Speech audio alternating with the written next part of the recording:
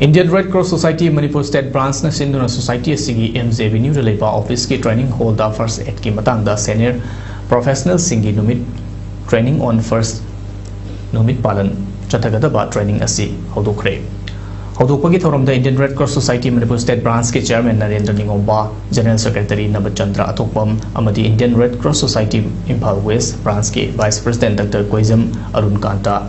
na athoiba mitung lensing oina saruya ki Narendra Ningomba na phongdokhibada Red Cross Society ki fundamental principle tarit ngakna Red Cross ki volunteers singna mioiba khunai gi mateng pangduna lagli ngasi hodoliba training program asida saruya riba singna first aid ki matang da ningtina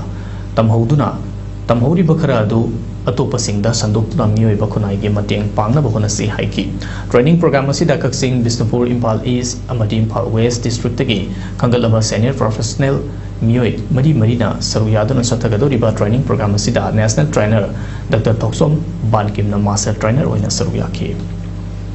I volunteers in the Red Cross ki I benefit I know I me khal tawjabado madu I want to power naron I want to sanga pleasure do madu ki nungai madu ki satisfaction do madu I benefit